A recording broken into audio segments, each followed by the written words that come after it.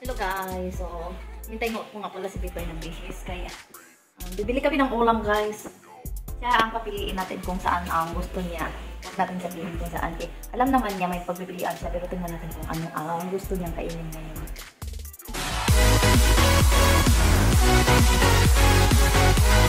Bili mo na kami ang ulam guys. Sawa na siya sa sardinas guys. You don't like sardines for now, Bill? No, not for now. Nagsawa din sa sardinas, yun kasi ang in-stock. Yun daw kasi mura. Tana! So, road trip lang talaga tayo guys. Tingnan natin kung saan siya hihinto. Saan siya pipili ng tindahan na bibilhan. Ang busy. Ano na yung estudyante dito.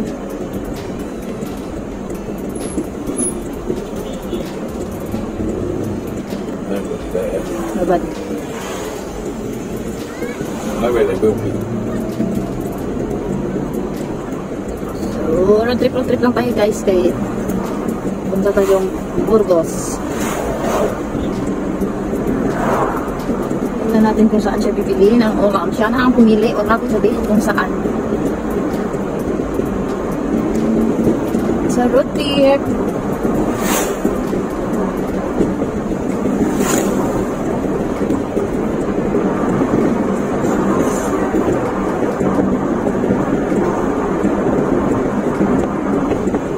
Yan yung kasalukuyang weather namin ngayon guys.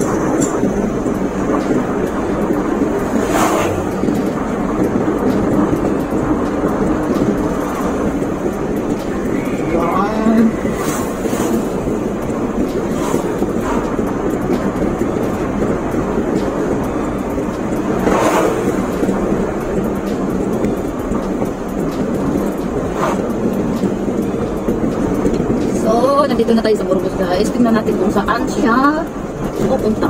Saan siya bibili ng ulam.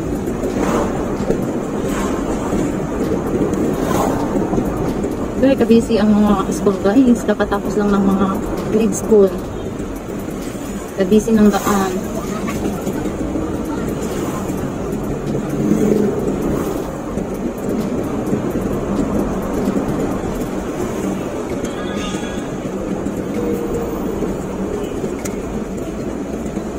Papunta kami dito guys. Ayun, tama nga ako. Dito siya. Dito siya sa paulit-ulit niyang paborito niyang tindahan. So, backing muna tayo guys. Backing.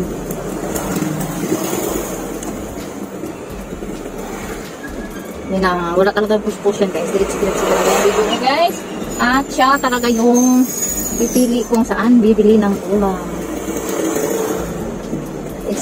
That one is hot cheese now available.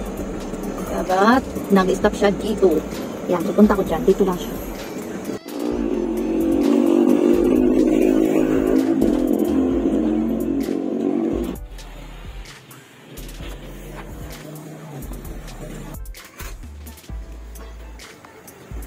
So guys, pauwi na kami guys. Ito lang nabili namin guys. Nag-iisang isda guys na may gata. Para lang din nagsardinas kami nito guys. Parang wala kang mapili. Puro gulay-gulay. Ako di mahilig sa gulay. Si Bitoy di mahilig sa gulay. So, sabi niya makatog na lang daw siya. Para daw may malato-lato ako mamaya.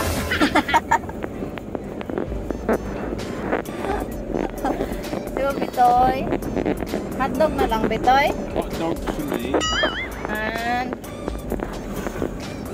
fish for me. Sardines again for me. Pero ano to siya guys, mackerel na may gata.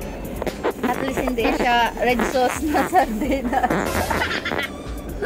Ewan ko ba guys, nagdayo pa kami ng medyo malayo, diba? Tapos wala ka palang magustuhan sa ulam nila. Naghanap lang pala ng sardinas.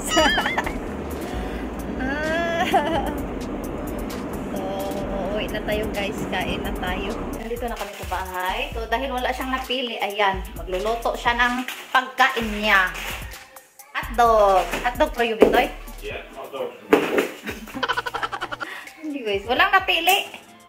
Bumili na lang ako. Akong isda kay kakahiya kaya wala kang bilhin doon. Tingin-tingin ka.